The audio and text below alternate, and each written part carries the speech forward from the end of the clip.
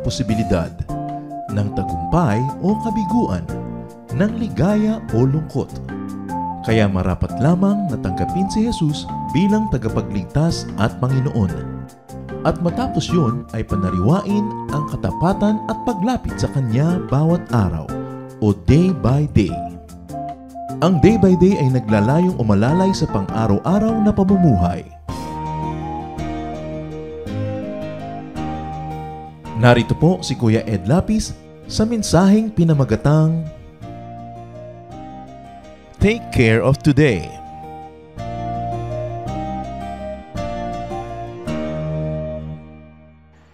Proverbs 14:14, you harvest what you plant, whether good or bad. Dear Lord, we ask you to continue to bless your people. Continue to lift up your holy name in our midst. Nais namin, Panginoon, na matuto sa inyong paanan. Mangaral po kayo at gamitin niyo lang inyong lingkod na kasangkapan. Teach us, lead us, empower us by your word. In the name of your Son, Jesus, our Lord, our Savior, we pray with thanksgiving. Take care of today. Ang asikasuhin, ang atupagin, ang alagaan ay yung kasalukuyan. Yan ang ating pag-aaral at kasihan nawa tayo ng Panginoon sa ating paghahanap ng Kanyang kalooban. Tutunghayan natin muli ang kasaysayan ni King Saul. Maganda nawa ang kanyang aral na maiwan sa atin, bagamat hindi ganong maganda ang naging wakas ng kanyang buhay. King Saul had been proud and disobedient to God. Matapos siya ay piliin at pagpalaing maging hari, lumayo ang loob niya sa Diyos at tumigas ang kanyang puso. He lost God's anointing and favor. Dahil doon, he disobeyed many of the prophet Samuel's advice. Kinakausap siya ng Diyos through the prophet. Hindi naman at bihira naman kinakausap ng Diyos ang hari diretsahan. Kadalasan ay sa pamamagitan ng kanyang lingkod na propeta. Pero maraming pagsuway na ginawa itong si Haring Saul at marami siyang ginawang di kanais-nais lalo para gawin ng isang hari. 1 Samuel 28:1-3. Samuel had died sometime earlier, and people from all over Israel had attended his funeral in his hometown of Ramah. Namatay ang propeta, nagpahinga na, rest in peace. Yun ang naging kalooban ng Panginoon para sa propeta at naiwan na wari ay naulila ang hari sapagkat wala na siyang matatanong, wala na siyang pwedeng hingan ng payo. 1 Samuel 28:1-3, meanwhile, Saul had been trying to get rid of everyone who spoke with the spirits of the dead. It was some kind of a practice among the people of the ancient world to try to speak with the dead through important persons who were mediums. Merong mga mangilan-ngilan na tao na pinaniniwalaan nila ay nakakatawag at nakakapag-usap sa mga yumao na. At ito ay mga ipinapatay lahat ni Saul. Ipinaubos niya ang ganitong mga tao sa lupain. Was Saul preventing people from consulting with the dead? And very specifically, was Saul trying to prevent people from consulting with Samuel, who did not hesitate to oppose him when Samuel was alive? Hindi tiniyak sa atin kung bakit ipinapapatay ni Saul ang mga tinatawag na medium.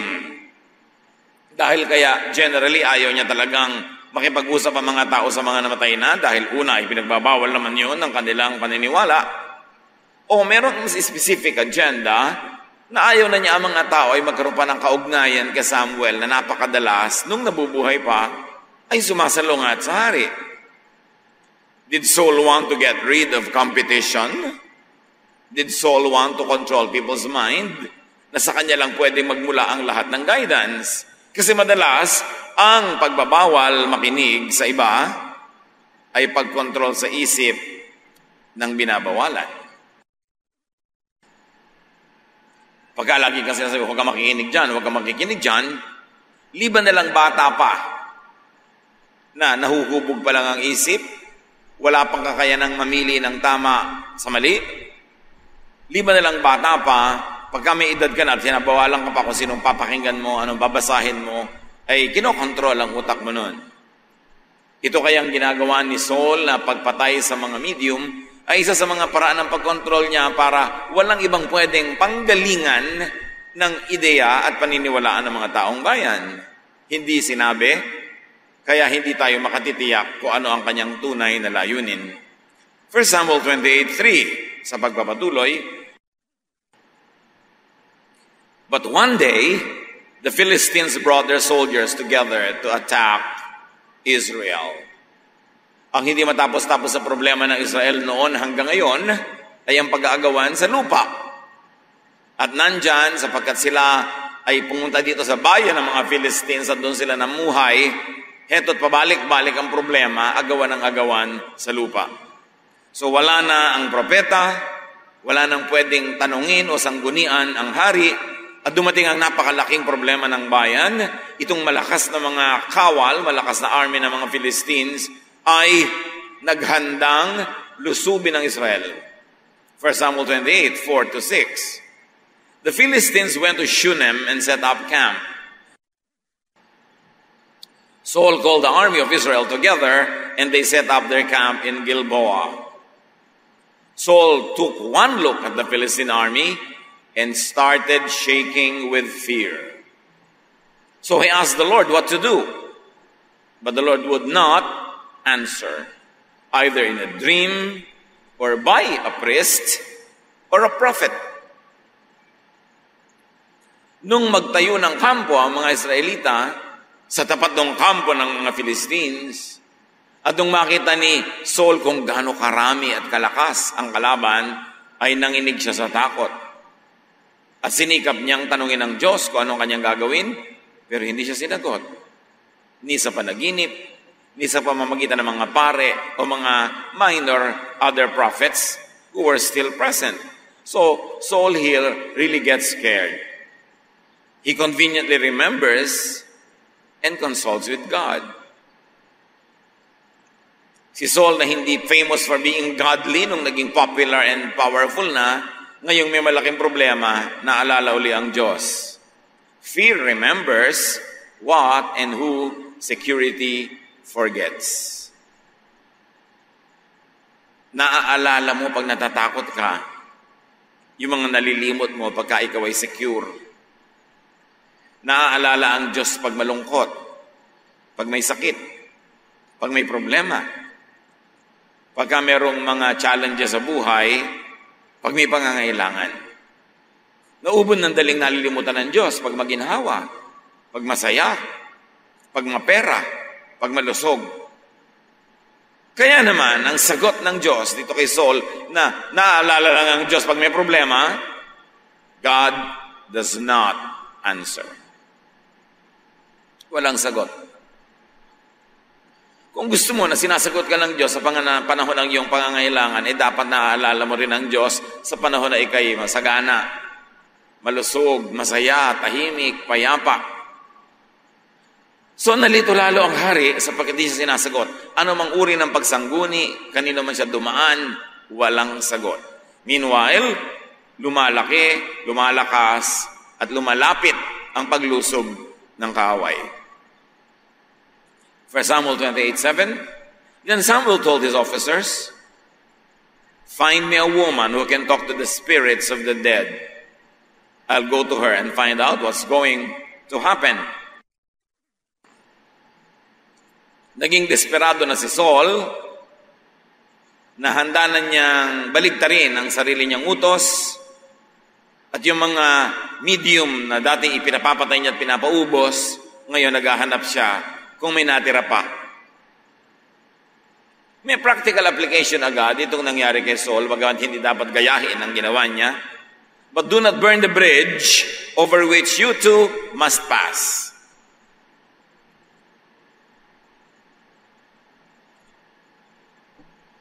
Never say never. Huwag kang maging unkind dahil pwedeng maging ikaw mangangailangan ng kindness. Huwag kang maging unforgiving Dahil hindi mo alam kung kailan ikaw ang mangangailangan ng forgiveness. Huwag kang sobrang istrikto at masungit. Dahil hindi mo alam kung kailan ikaw ang pag-iistriktuhan at susungitan.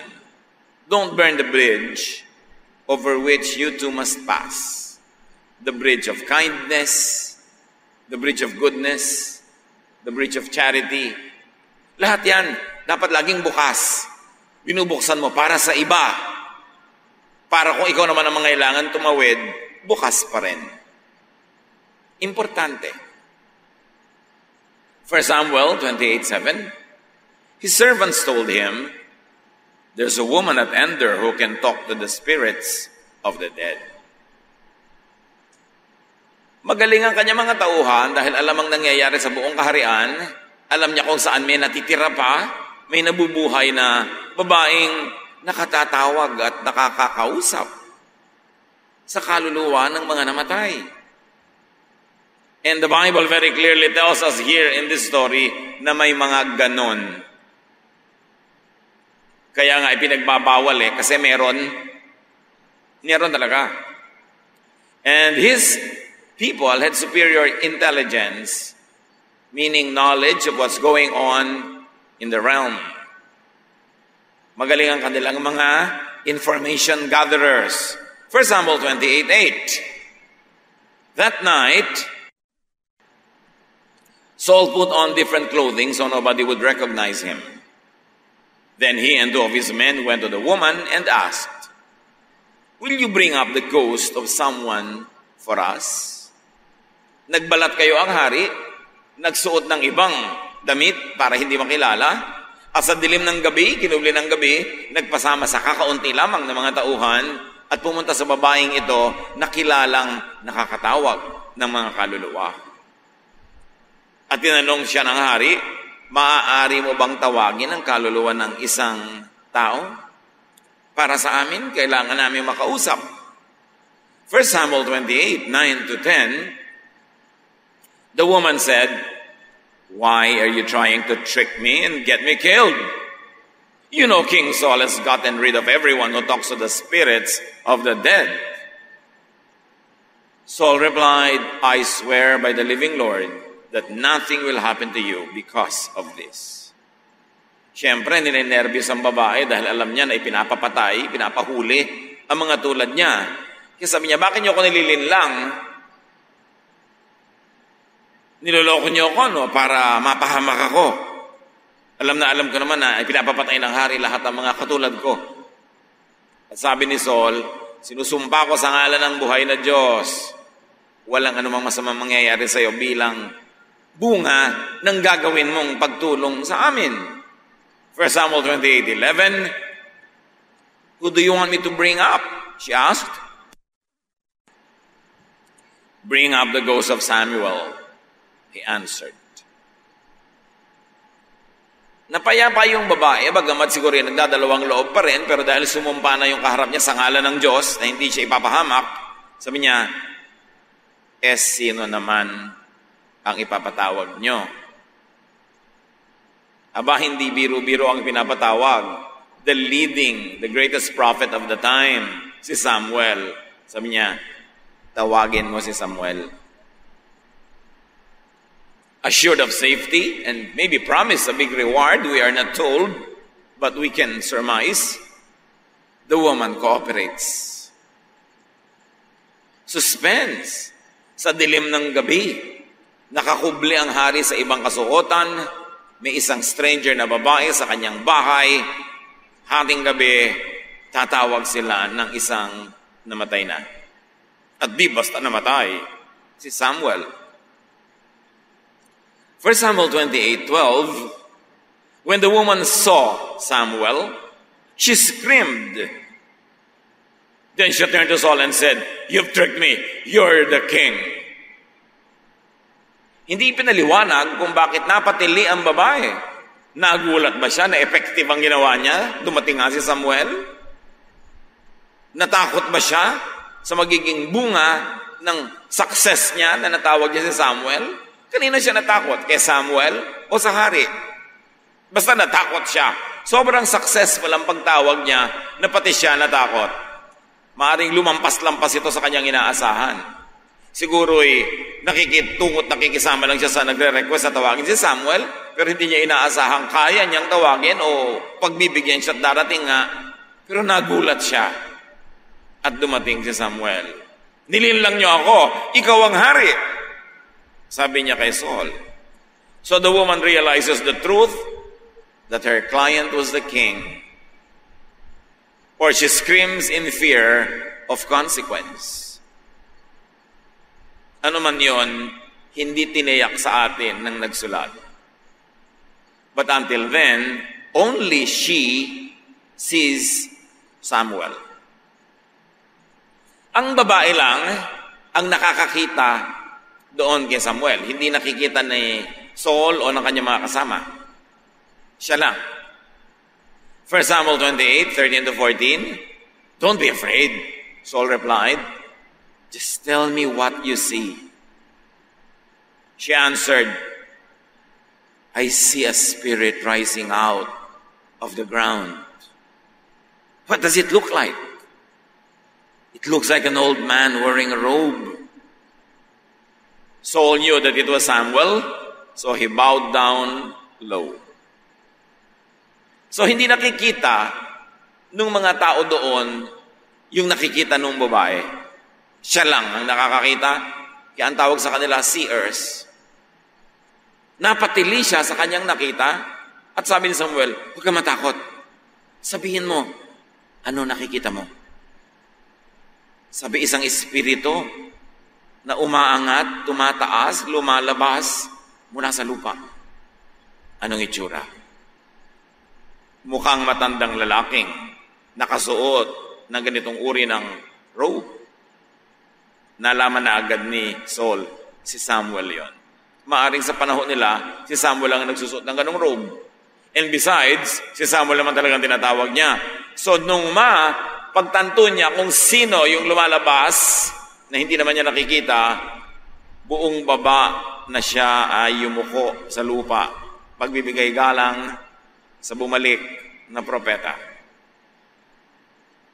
1 Samuel 28:15, "Why are you bothering me by bringing me up like this?" Samuel asked. Saul hears Samuel's voice, but does not see him. The woman sees Samuel's appearance, but does not hear his voice. So magkahati sila ng nararanasan. Yung babae, nakikita niya yung pangitain, at si Saul, naririnig niya ang tinig. Hindi naririnig ng babae yung tinig, at hindi nakikita ni Saul yung anyo. Bakit niyo ako ginagambala ng ganito? Nakita niyong nananahimik na ako. Ipapatawag-tawag mo ka sa ganitong paraan. 1 Samuel 28:15-16, "I am terribly worried," Saul answered. "The Philistines are about to attack me. God has turned his back on me and won't answer anymore by prophets or by dreams. What should I do?" Samuel said, "If the Lord has turned away from you and is now your enemy, don't ask me what to do." Bakit mo kong inambala ng ganyan? Nananahimik na ako. Sabi, sobra akong natatakot at nag-aalala. Lulusob na ang mga kaaway. Tinalikuran ako ng Diyos. Ayaw akong sagutin. Kahit kanino ako dumaan, kay propeta, kay mga panaginip, kay kung sino-sino, anong gagawin ko? At sabi ni Samuel, kung tanalikuran ka na ng Diyos, tinatalikuran na rin kita. Kung ayaw kang sagutin ng Diyos, ba't naman kita sasagutin? Diyos ang boss ko, hindi ikaw. Nagsasabi lang ako sa iyo pag may pinapasabi Diyos, na madalas naman nun, di ka nakikinig. Kaya ngayon ayaw ka ng pakinggan din.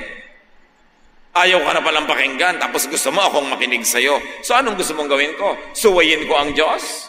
Yung Diyos na ayaw sumagot sa iyo, akong sasagot para sa Diyos? Di insubordination na yon. At sabi niya, ayaw akong sagutin ng Diyos. Hindi mo ba alam na ang katahimikan ng Diyos ang sagot? That silence is also an answer? Pag kinakausap niyo yung asawang galit, ayaw sumagot, yun ang sagot. Galit. Kaya kung sabing sumagot ka. Ayaw na ngang sumagot, yun na nga ang sagot eh. Silence is an answer. Kahit sa mga dalangin natin, sabi, Pastor, ang tagal-tagal mo po sa dasalan-dasal sa Diyos, ayaw pong sumagot. Abay, iha, yun ang sagot. Ano bang gusto mong sagot? Yes lang. Pagka no, ayaw mo. Pag silence, ayaw mo. Maraming sagot. But here, Samuel follows the chain of command, which also we should do. Kung hindi ka sinasagot ng Diyos, di rin ako sasagot. Kasi may chain of command. And there's a very practical lesson for all of us. Sa mga kumpanya, sa mga pamilya, sa church, obey who is above you. Ang dapat mong sinusunod yung nakakataas sa'yo, tulad ni Saul, gusto niya sagutin siya ng Diyos, hindi naman siya sinasagot. So si Samuel, ang nakakataas sa kanya ang Diyos, hindi niya rin sasagutin. Hebrews 13:17, obey your leaders and do what they say. They are watching over you, and they must answer to God. So don't make them sad as they do their work. Make them happy. Otherwise, they won't be able to help you at all. So ang sabi ko, may organisasyon, sundin mo yung nakakataas sa'yo, para gumaan ang kanyang pakiramdam, sumaya siya sa kanyang ginagawa, at lalo niyang ituloy ang kanyang ginagawa. Dahil kaya nga siya nakakataas sa'yo para sundin mo. But if the one above you does not obey the one above him or her,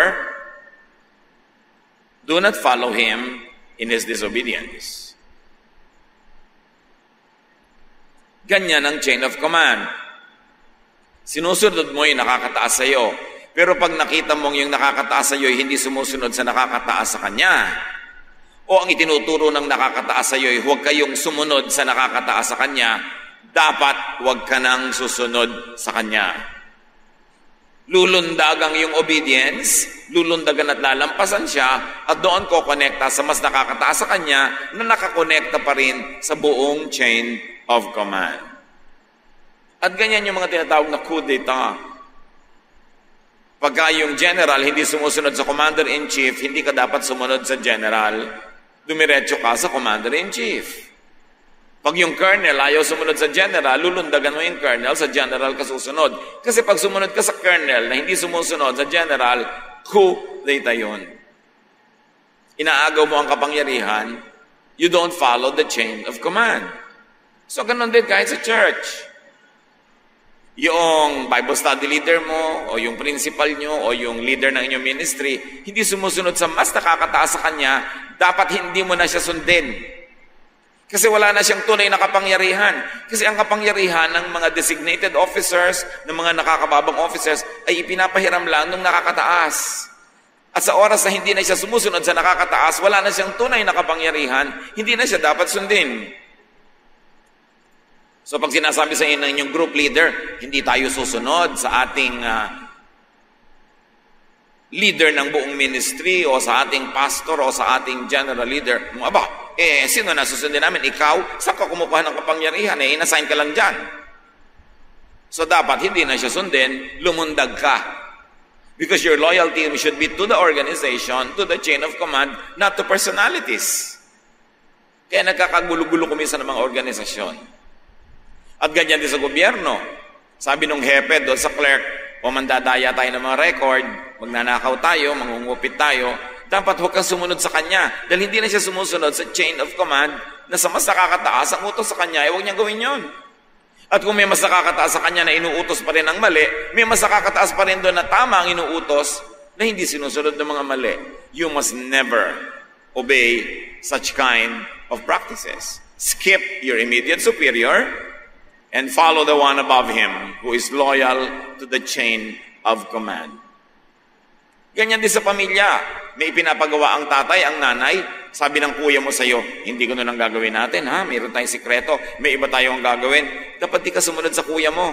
Kasi hindi siya sumusunod sa nanay mo. Respect the chain of command. And back to the story, 1 Samuel 28, 17 to 18. I've already told you, the Lord has sworn to take the kingdom from you and give it to David. And that's what he's doing. When the Lord was angry with the Amalekites, he told you to destroy them, but you didn't do it. That's why the Lord is doing this to you. Sabi niya, hirap na hirap ako. Ayan ang mga kaaway, ang lakas-lakas, anong gagawin ko? Eh, di ba sinabi ko na sa iyo noon, talaga namang sinabi na ng Diyos na aalisin sa iyo ang korona at ililipat kay David? Bakit ipinagpipilit mo pang i-maintain ang koronang ito na Diyos na ang nagpasyang aalisin sa iyo? Yung nagaganap na ito ay pagsunod lang sa sinabi sa iyo ng Diyos na titigilan ka na sa pagiging hari. Nung ang Diyos ay nagagalit sa mga Amalekite, sabi nga nun, sinabi sa yung ubusin mo sila, hindi mo sinunod. Kaya ginagawa sa iyo ng Diyos ito ngayon, kasi sa ginawa mo noon na pagsuway. Mga kapatid, kung may mga nangyayari sa ating di ka nais-nais, malamang ay bunga ng mga di natin pagsunod sa Diyos, kahapon, kamakalawa, ng isang buwan o isang taon, sometime in the past, na hindi na settle, hindi na pagsisihan, hindi na ilapit sa Diyos para patawarin, kaya andun pa yung record na niningil. What is happening at the time is what was foretold. 1 Samuel 28:19. Tomorrow, the Lord will let the Philistines defeat Israel's army. Then you and your sons will join me down here in the world of the dead. Bad news gets worse. Sabi ng propeta, hindi ka tutulungan ng Diyos sa giyerang ito kasi hindi ka sumunod noon sa Kanya. Itinakdanan niya na matatanggal ka sa pagkahari. Bukas na bukas din, tatalunin ng mga Philistines ang hukbo ng Israel at ikaw at ang mga anak mong lalaki mamamatay. Makakasama ko na dito sa daigdig ng mga patay, kaya hindi mo na ako kailangan ipatawag pa. Hindi natin alam kung napadali ang kamatayan ni Saul dahil sa pagtawag niya kay Samuel. Basta ang mahalaga, sinabi ni Samuel, bukas, mamamatay ka na. So the bad news gets worse. Saul not only gets a prophetic update, he also gets a most disheartening preview. Nakikialam kasi, inaalam ang hindi dapat alamin, hinahalongkat ang hindi dapat halongkatin, hayan tuloy ang nangyari sa kanya. Pagod na pagod pa naman siya, nag-aayuno, kadadasal, hindi kumakain, nagluluksa. 1 Samuel 28:20, at once, Saul collapsed and lay stretched out on the floor, terrified at what Samuel had said. He was weak because he had not eaten anything since the day before. Biglang hinimatay si Saul sa narinig. At hindi lang yon, dahil sadyang mahina na siya dahil ilang araw nang hindi kumakain. Ang katotohanan na hindi na natin babasahin pa, itong babae ay awang-awa at pinakiusapan at hinimok ang haring kumain, nagkatay siya ng isang pinapataba niyang hayop, niluto niya dali-dali at pinilit niyang kumain ng hari dahil ayaw kumain. So the woman implores Saul to eat and feeds the famished king. May isang lesson na hindi natin dapat palampasin. Do not sneak into the future. Huwag alamin ang hindi naturally alam. Huwag buklatin ang hindi pa nagaganap. Huwag magbasa ng horoscope. Huwag magpahula. At isa pang dapat alamin, eat. Lalo kung may problema ka, may suliranin ka, huwag ka na magdrama, kumain ka. Namatayan ka ng mahal sa buhay, pakain ng pakain sa iyo yung mga tao, ayaw mong kumain, gusto mo na rin mamatay. Dapat, mas ayaw mong kumain, mas hindi mo kayang kumain, mas kumain ka, kung yun naman ay gusto mo pang mabuhay. At kung ikaw ay namatayan, nahirapan, may problema, maawa ka rin naman sa mga nagmamahal sa iyo na himok ng himok sa iyong kumain, matulog, magpahinga dahil nag-aalala tungkol sa iyo. bawasan mo na yung problema nila, mag-cooperate ka na lang. Pero kung talagang determined ka ng mamatay, sige. Pasementohan mo ang iyong bibig, huwag kang lumalo ng anumang bagay, mamatay ka na agad, dalian mo na. Pero kung hindi ka naman decided mamatay, di mabuhay ka, kumain ka, pero huwag kang nasa gitna at nag-aalangan. Kasi maraming tao nahihirapan. Kung may sakit ka kapatid, gusto mong gumaling, mag-cooperate ka sa doktor, mag-cooperate ka sa diet. Yung mag-cooperate ka na, dito ka o doon, walang gitna. Ayaw ng Diyos sa mga bantilawan. Ayaw niya ng mga hindi mo malaman kung mainit o malamig. Kailangan mag-determine ka. Gusto mo bang mabuhay o ayaw mo? Decide. And then act according to that decision. Dahil din sa gutom nitong si Samuel, humihina ang pag-iisip, humihina ang lakas ng loob. Yung nga isang propeta, gusto pang mamatay dahil lang sa gutom. Nung pinakain na ng anghel, gusto na uling mabuhay. Naiiba ang pananaw ng tao pag gutom eh. Kaya dapat inaalagaan ang sarili. Kinabukasan, tulad ng sinabi ni Samuel, sa digmaan, nawalan ng pag-asa si Saul, at nagpakamatay. Inalam ba naman kasi niya, nawalan na tuloy ng pag-asa? Maraming leksyon ang kwentong ito.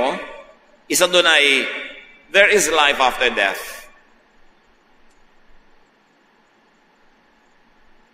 So napakahalaga mga kapatid, live correctly and die correctly. Baliktad ang ginawa ni Saul eh. He lived wrongly and he died wrongly. Sayang. Sayang na sayang. Siya ang unang hari ng Israel. Binigyan ng kapangyarihan, pero nagselos kay David, napuno ng galit, ambisyon, yabang, hindi nakinig sa propeta, naging malagim ang wakas. Obey and call on the Lord when He can still be found.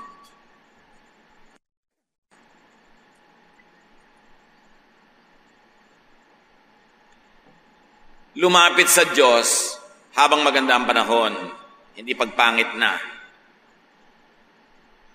Sumunod sa Diyos habang malusog, masaya, malakas, mapera, sikat, na tagumpay. Huwag yung kailang guhuna ang mundo at saka lalapit sa Diyos. Pwede ka rin namang iligtas pa rin ng Diyos kung guhu-guhuna, pero ba't naman iintayin mong dumating pa sa ganung pagkakataon at malay mo na hindi ka iligtas? Isaiah 55, 6-7, seek the Lord while He may be found. Call on Him while He is near. Let the wicked forsake their ways, and the unrighteous their thoughts. Let them turn to the Lord, and He will have mercy on them, and to our God, for He will freely pardon. Hanapin daw ang Diyos habang natatagpuan pa. Tawagan habang sumasagot pa sa tawag. Hanapin habang nagpapakita pa. Dahil hindi laging ganon ang pagkakataon. Do not wait for crisis, for irreversible tragedies, before you obey and return to God. Iba yung sumusunod na sa Diyos dahil masunurin. Hindi yung dahil napipilitan, dahil wala nang choice, dahil gipit na gipit. Kung lalapit din lang sa Diyos, lumapit na sa good times. Para pag bad times, malaya ka rin makalapit. Para hindi ka lang lalapit sa inuutangan mo pag nangangailangan ka na naman, pero nung may pera ka, di mo naman binayaran. Tapos ngayong wala ka na naman, uutang ka na naman, sa palagay mo, mapapautang ka. Simple lang naman yon. Don't burn the bridge over which you too must pass. Kailangan mo ng magandang relasyon sa Diyos para ka makalapit pag nangangailangan ka. Kailangan minemaintain mo rin yung magandang relasyon mo sa Diyos kahit sa mga panahong parang wala kang pangangailangan. Proverbs 1:23-28. Listen as I correct you and tell you what I think. You completely ignored me and refused to listen. You rejected my advice and paid no attention when I warned you. So, when you are struck by some terrible disaster, or when trouble and distress surround you like a whirlwind, I will laugh and make fun. You will ask for my help, but I won't listen. You will search, but you won't find me. God speaks. Kung meron kayong ilusyon tungkol sa Diyos, ituwid ang ilusyon na ito.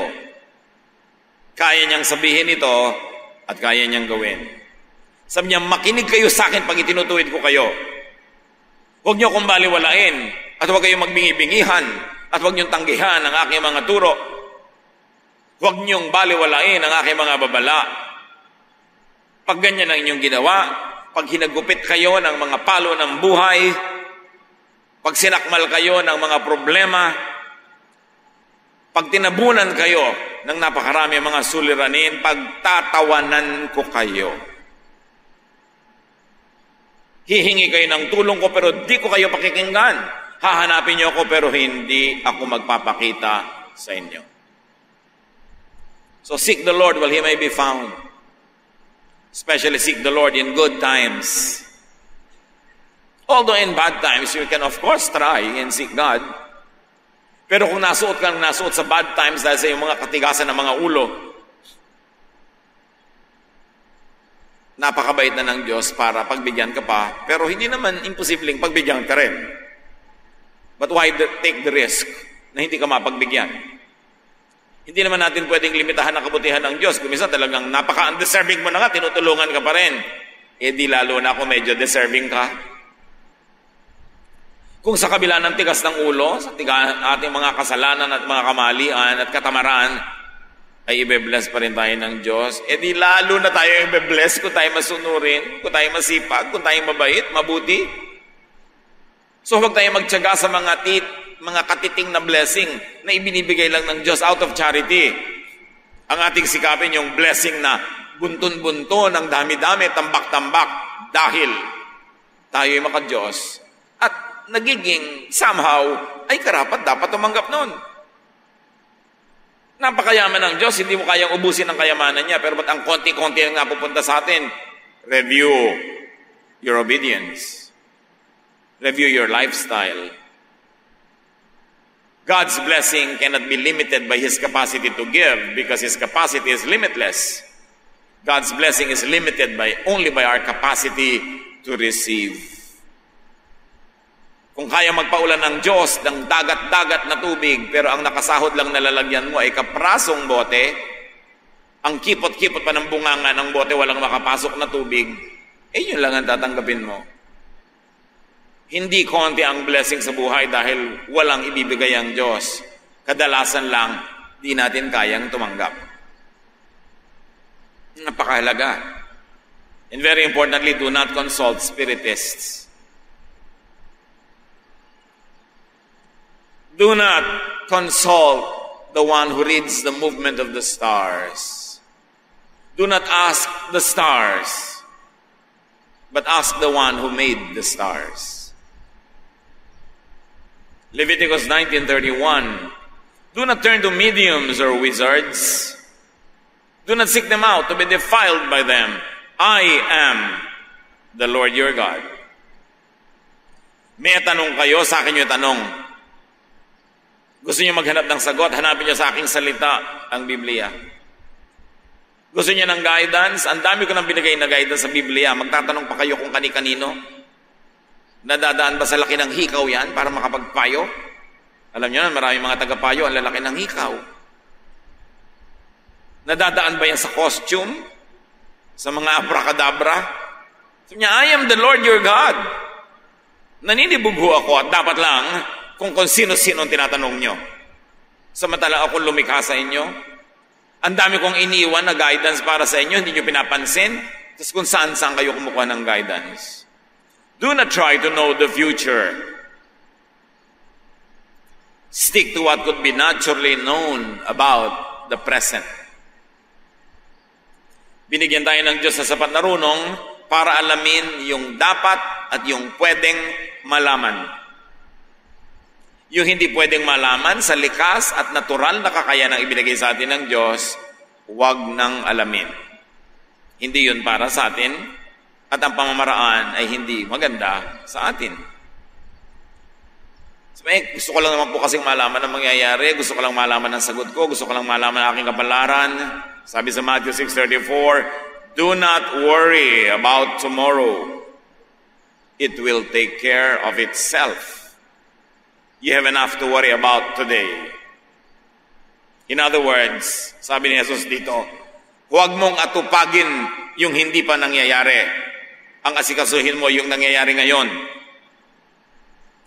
Pag hinarap mo ang dapat mong harapin ngayon, ginawa mo ngayon ang tama mong dapat gawin, yung bukas automatically magiging tama kasi ang bukas nakatungtong sa ngayon.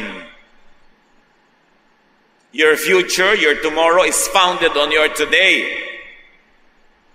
And by the way, your today is founded on your yesterday.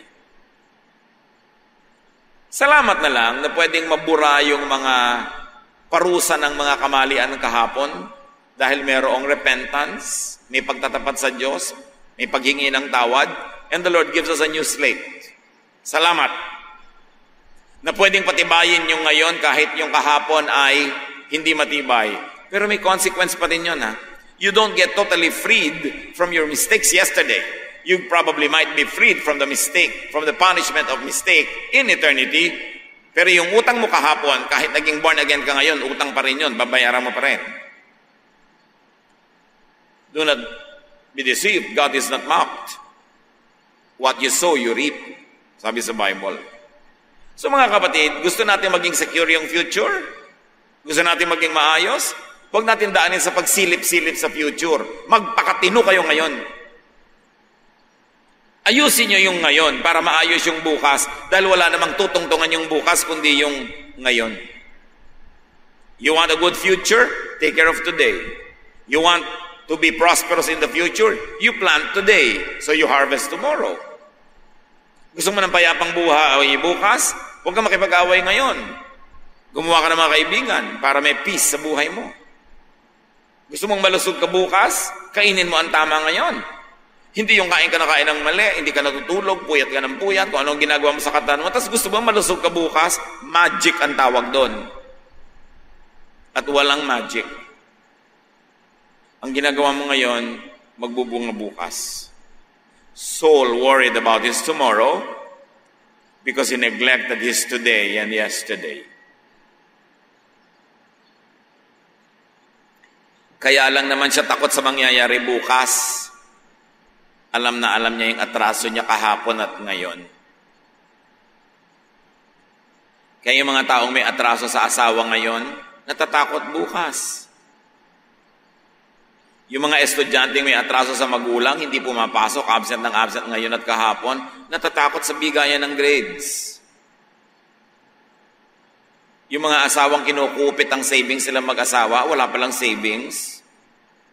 Ang accounting pala niya debit, credit, kupit.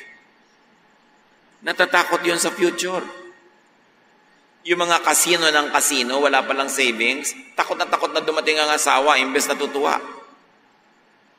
Pag may atraso ka, kahapon at ngayon, matatakot ka talaga bukas. Para sa bukas. Gusto mong wala kang takot, ayusin mo ang buhay mo ngayon. Ang simple-simple naman nun eh. Dahil ang itinanim, aanihin. Walang makakaligtas dyan. The best way to secure your tomorrow is to be godly today. Kung hindi ka naging godly yesterday, hihingi mo na ng tawad, kalimutan mo na. Sabi ni Paul, you know what I do? I forget the past. I move on. I look forward to the future. Secure your tomorrow today. Gusto mo pagtanda mo, meron kang pera, meron ka bang investment, meron ka bang insurance, meron ka bang savings? Kung wala, matakot ka talaga sa pagtanda mo. Kaya wala ka naman pala tinatanim ngayon eh. Dapat meron kang ginagawa ngayon para bukas. Galatians 6:7, you cannot fool God, so don't make a fool of yourself. you will harvest what you plant. Sa agriculture, totoo yun, at lalong-lalo naman sa ating pananampalataya, mas totoo. Aanihin ang itinatanim. So you want a secure tomorrow? You want a godly tomorrow? Take care of today. Huwag gayahin si Saul. Kinailangan pang magpatawag ng namatay na, napadiin lang siya lalo at napasama lalo. Pag nagigipit, tiyakin yung lalapitan kayo ng Diyos dahil lumalapit kayo sa Kanya kahit hindi nagigipit. Kilalanin kung paano kumikilos ang Diyos. May cause and effect. May bunga ang bawat tanim. Mga magulang, anong itinatanim nyo sa puso ng mga anak nyo ngayon? Pag-ibig sa inyo o hatred? Mga asawa, anong itinatanim nyo sa inyong asawa ngayon? Para pagdating ng pagtanda ninyo, mamahalin ba niya kayo o itatapong kayo? Anong itinatanim nyo sa inyong katawan ngayon? Anong kinakain? Anong iniinom? Lalabas yan bukas bilang sakit. Take care of today. That's what God wants you to do because He wants you to secure your future. And God has a beautiful plan for you, but you have to cooperate so that that plan will happen. Ama naming Diyos, salamat sa mga paalala na kahit sa buhay ni Saul, ang tagal-tagal nang nangyari, may leksyon pa para sa amin ngayon. Teach us to secure our tomorrow today. Teach us the truth about planting and harvesting, about our deeds and their consequences. Pagbulay-bulayan natin mga kapatid, manahimik tayo, sandali. Hayaang bumaon sa ating isip, mag-ugat ang mga katuruang ito. Take care of tomorrow by taking care of today. Lord, as your people bow their heads and remain silent before you, finish the message, please. Make it personal. Teach everyone how to apply this in his and her life.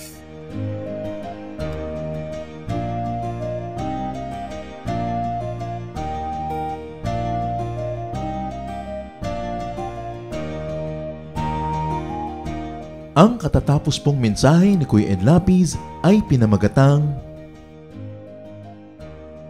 Take Care of Today.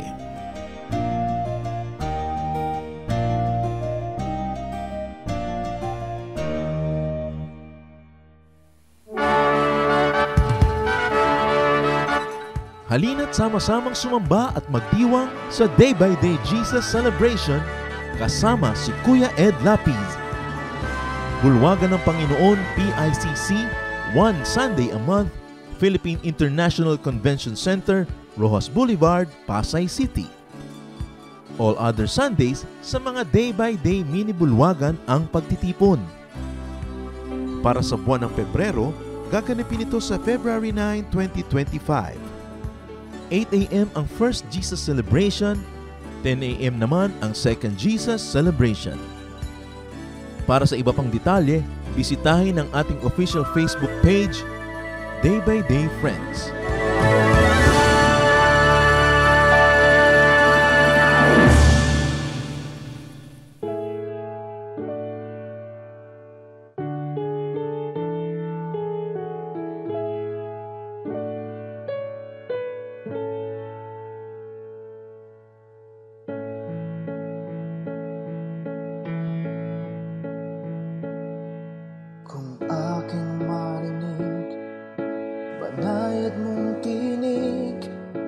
Paligid may dilim, sa pag-asa'y hitik. At kung sa panahon ba ng kasiyahan, walang pagkalimot, dalay pasalamat.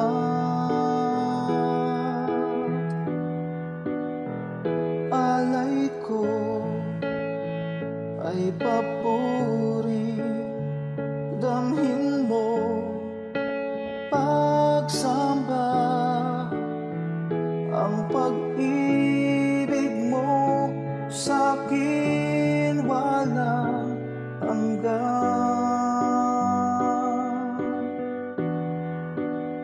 Sa iyo kabutihan, buhay ay nakamtan.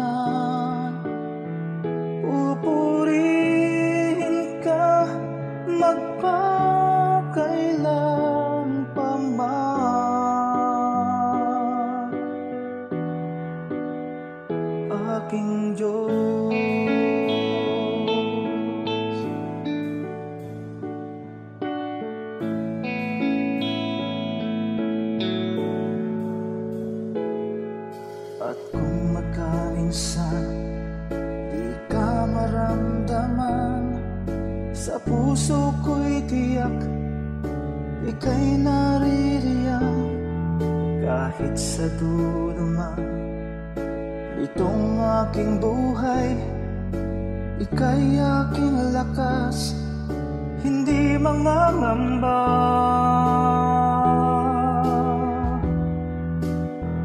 Alay ko ay papuri, damhin mo pagsamba. Ang pag-ibig mo sa'kin walang hanggan.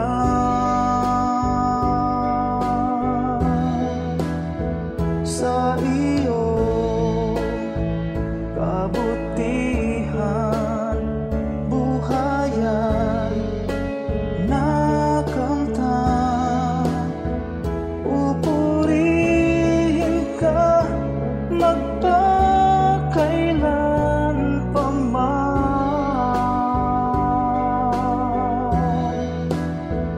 aking Diyos.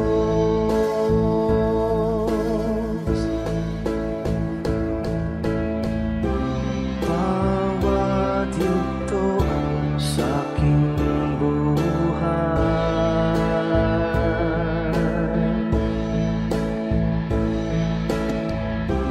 laging laan iyong gabay.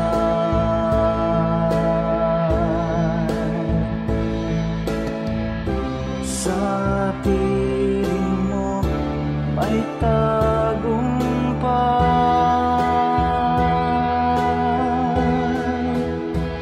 Alay ko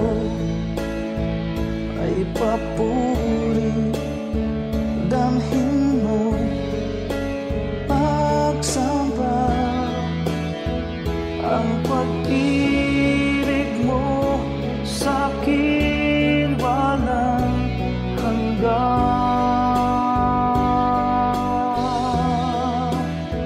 Sa iyong kabutihan, buhay ay nakamtan. Pupurihin ka magpakailan pa man.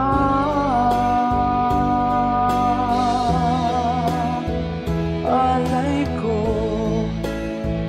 ay papuri, damhin mo pagsamba. Ang pag-ibig mo sa'kin walang hanggan.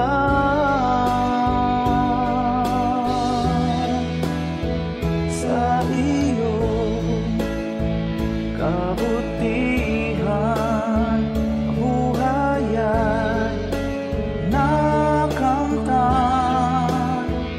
Pupurihin ka magpakailan pa man,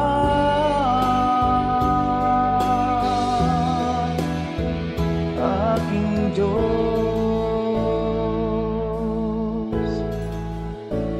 aking Diyos,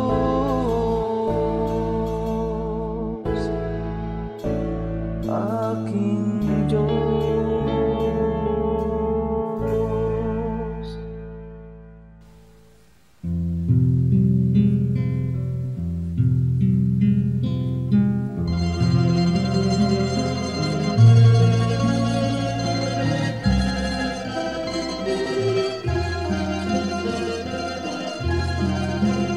Nagdaan ng kahapon, iniwan ang layon, subalit kayo'y nanatili.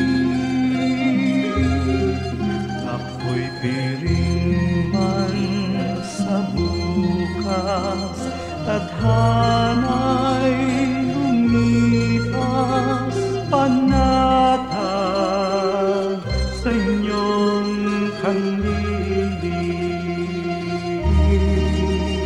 O Jesus, sa ulayaw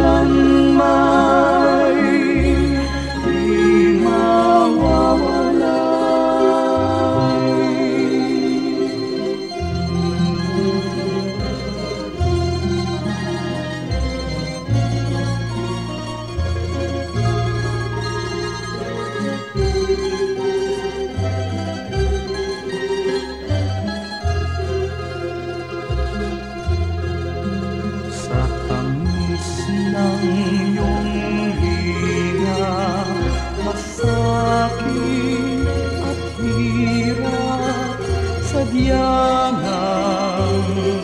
hindi mananaig. O Jesus, kaulayaw, gawin pang malinaw sa akin ang iyong pag-ibig. O Jesus, sa ulayaw, hatid sa aking buhay, agapay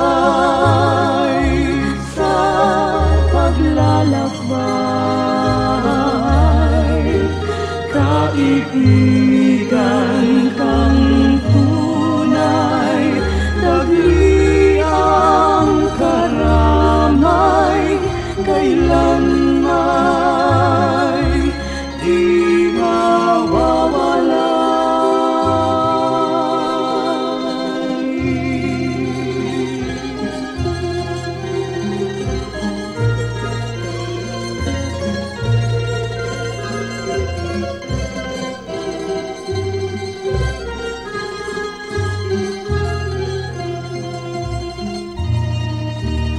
O Jesus, sa ulayaw, hatid sa aking buhay, sa tuwin ay lunas ka sa aking lumbay, sa pag-ibig niyong alay, nasakdal dalisay ang puso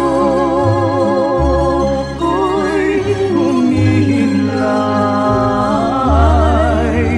O Jesus, sa ulayaw, hatid sa aking buhay, agapay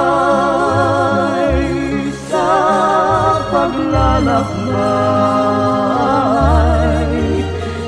Kaibigan kang tunay, dagli ang karamay, kailanman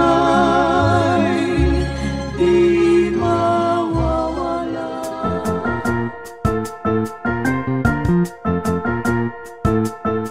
Oras na po para pansamantalang magpaalam ang programang Day by Day.